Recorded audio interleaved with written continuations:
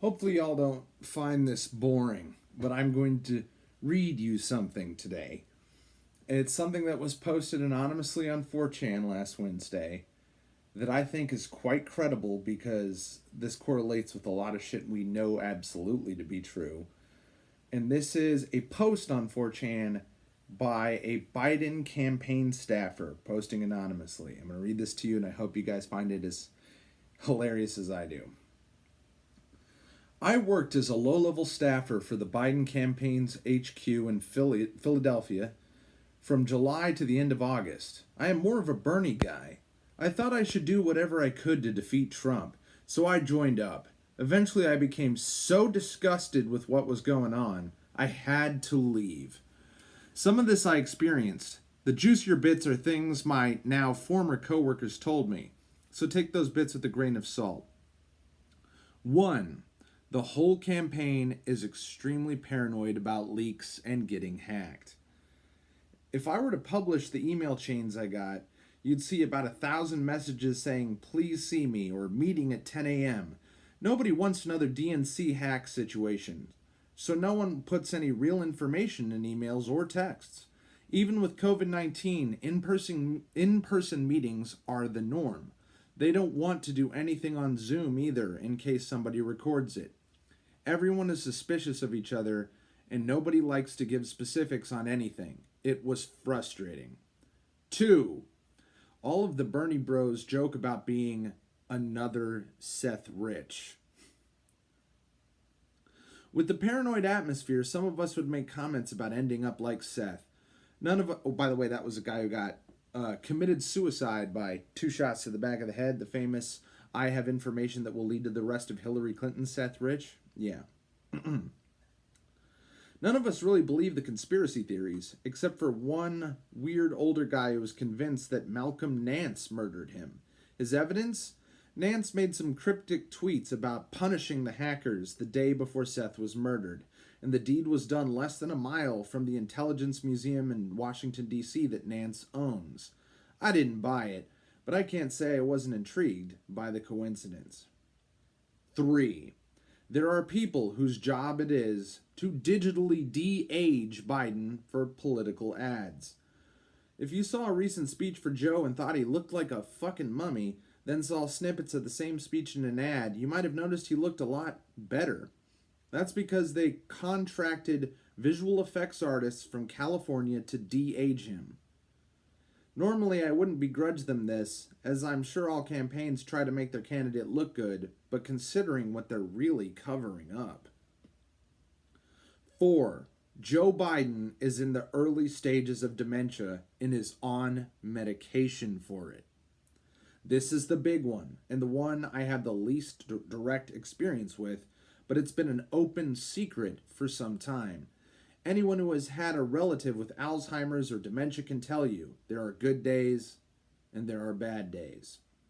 On the good days, when Joe is at his most lucid, his campaign manager Jen will send him out for photo ops or TV interviews. Make hay while the sun is shining, you know. On the bad days, Jen just tells the press pool, no Joe today. And they're like, oh, okay, cool. Most of the time, he's a little foggy and gets really agitated. But one of my coworkers told me that back in May, there was a day where he thought he was running against Gary Hart in the 1984 primary again. Joe went under wraps for several days after that. He's been more lucid recently because his physician, Dr. O'Connor, put him on a drug called Namenda. Jen apparently was worried about someone finding it out because she insisted that he prescribe it under a series of fake names and then have the interns pick up the medications. I bet there are a lot of pharmacists in Philly wondering why there are so many young people on Namenda. 5. The dementia medication has had unfortunate side effects. There's no dancing around this. The medication has made Joe incontinent. Though his good days have increased dramatically, he can barely get through a press event without running to the bathroom. That's why he didn't take questions after announcing Harris as his running mate. They weren't afraid of the questions. The press loves him, but they were afraid he was going to piss his pants on camera.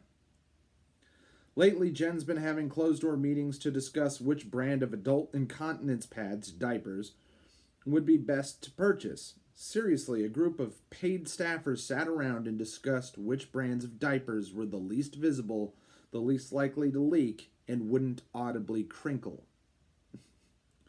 That's around the time I left the campaign. I can't be a party to this sick fucking game anymore. I never really liked Joe Biden, but he deserves better than to be thrust into this public eye situation when he should be in memory care. His wife should put a stop to this, but she's way too excited about being first lady to care about her ailing husband. I know that was a long-ass post, but God, it was worth a reading, wasn't it? It's not like you didn't know that it was like that. I mean, we all knew. I have seen, personally, the live footage of Joe Biden, and yeah, despite all of the hair plugs, all of the Botox, all of the fucking, what do you call it, the facelifts that make his mouth like this. Kamala Harris, by the way, has had a similar amount of work done that she, as a much younger woman, did not need. And they both look like fucking ghouls. They look like goddamn fucking Crypt Keeper zombies. But we all know, due to the way Joe talks, and I have seen it myself and family members, and you can definitely see it looking at him. There are days where he looks just as sharp as he did in 1994 when he wrote the crime bill that BLM should have basically disqualified him from the presidency for.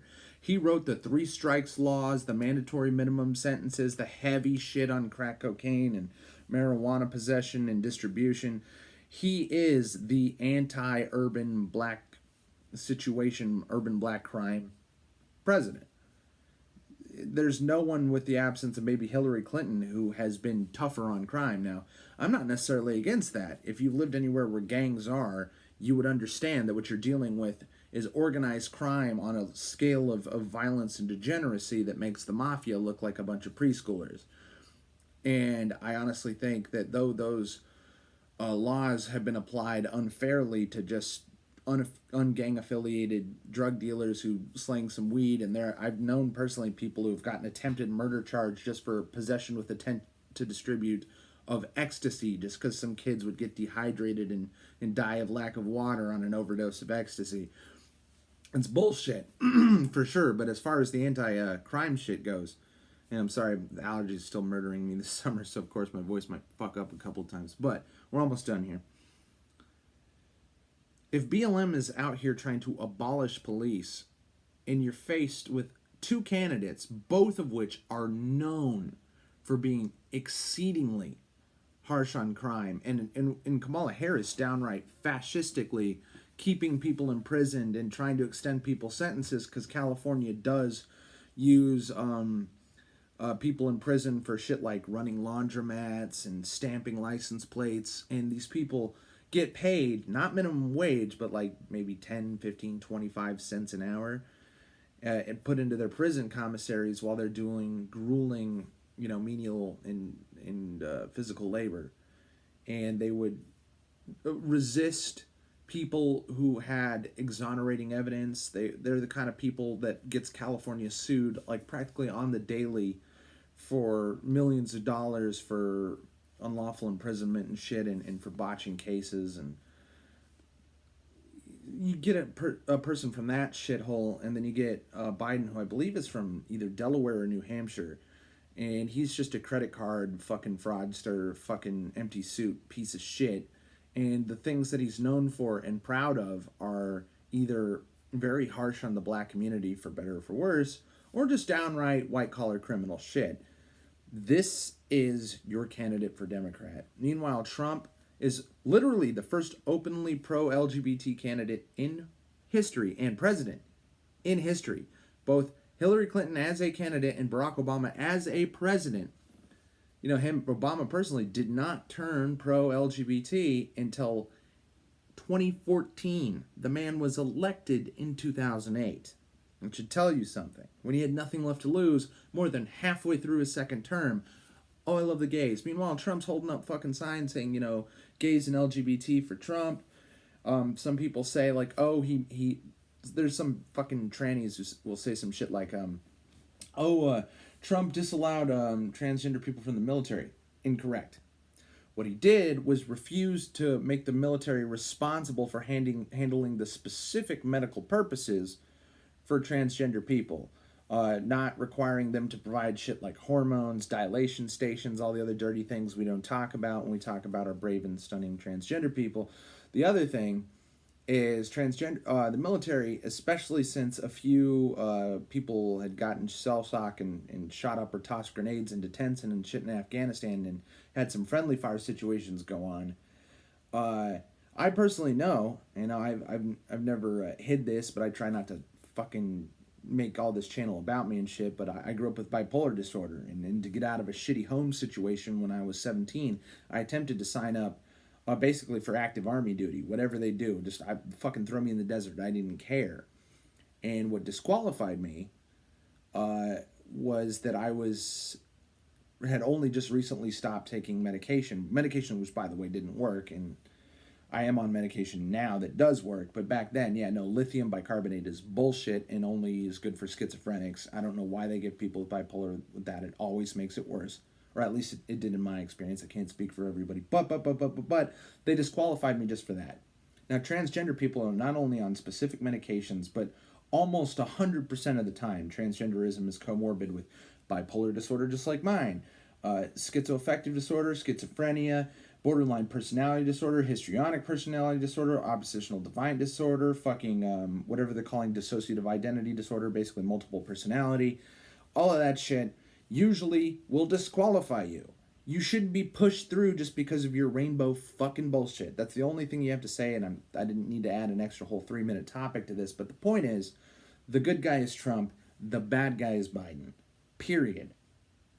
And even as a liberal, you should be able to understand this. I understand that progressives are pathological lying psychopaths and violent sadists who can't listen to reason, but I would appeal to all the kind of liberals and shit who voted for Obama and maybe even did vote for Hillary. You're on the wrong side right now, and you need to switch for the foreseeable future. After Trump, we can readdress this issue of whether the R's or the D's are the good guys. Right now, the D's are the bad guys. It's an undeniable fact. Get with the fucking program.